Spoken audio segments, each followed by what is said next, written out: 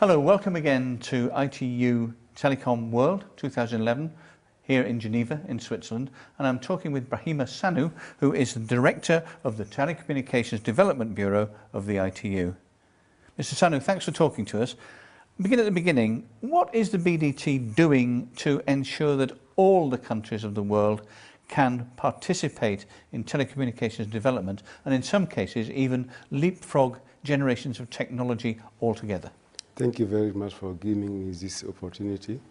Actually, ITU Telecommunication Development Bureau has always been in the front in trying to put in place an enabling environment. When you look at what happened in the developing countries, the first wave of reform that brought about liberalization and creating of regulatory body and creating competition was spearheaded by ITU in Africa, in the Arab state, in Americas. So it is after that we have seen the big development of mobile, creating a good environment had led to a big development of mobile in the developing countries. And now we're trying to see what we can do also to have a second wave of reform that will take into account the convergence of services, of infrastructure, and also service provider. The other thing we are doing is capacity building, because I always say that you can buy technology, but you cannot own it unless you have the capacity.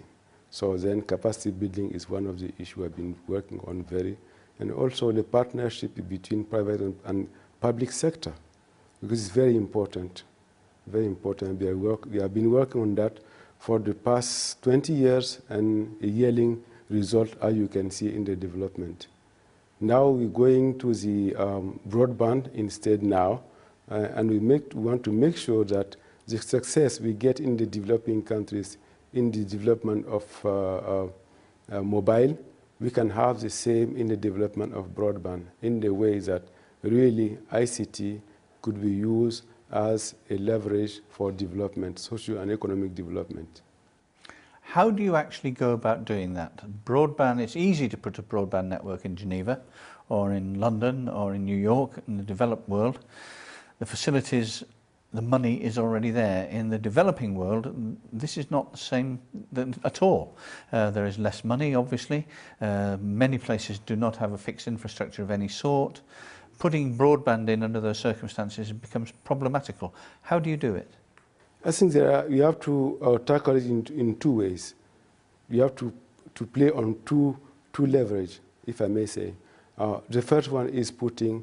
You said that money is not there. I would rather say money is there if you have the good policy, because private sector is always available to invest, and other stakeholders are always available and ready to invest if you put in place the enabling environment in terms of policy and regulation. So this is one thing we have to play on. The second we have to play on is to create the demand.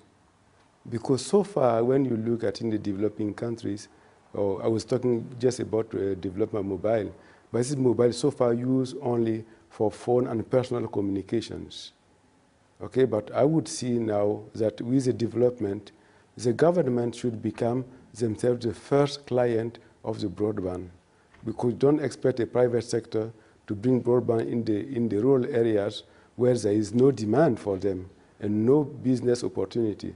But if the government can become the first client, putting in place social services such as e-education, e-health, okay, e-agriculture, then we will see a reason it could create a demand in the rural area that will bring broadband. So I would say two.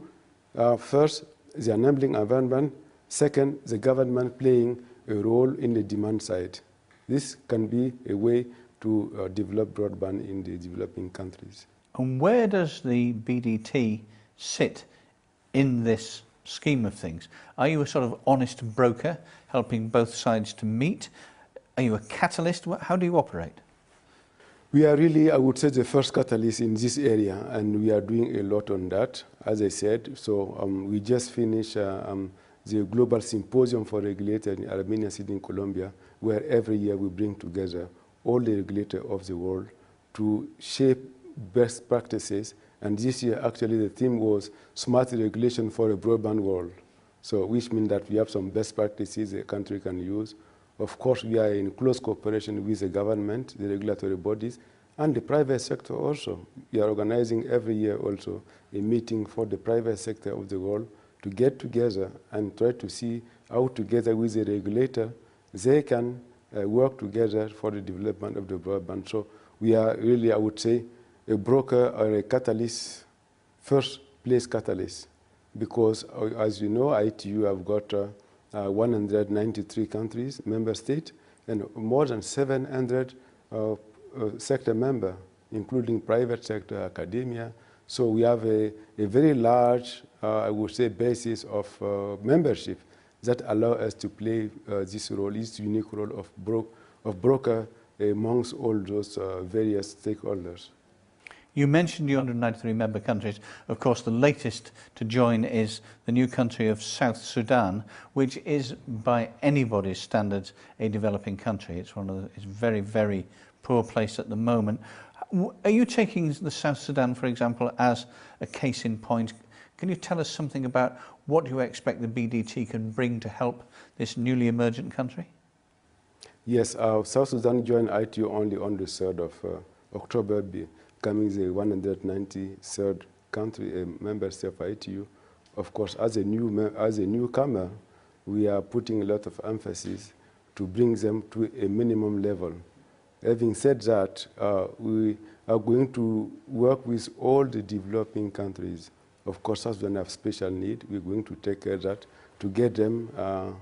I was there myself, so to meet the authorities and to see how can ITU can help them. Again, because the telecommunication network, the way we see it in ITU is that the robustness of the telecommunication network will be at the level of the weakest part of it, because the global network.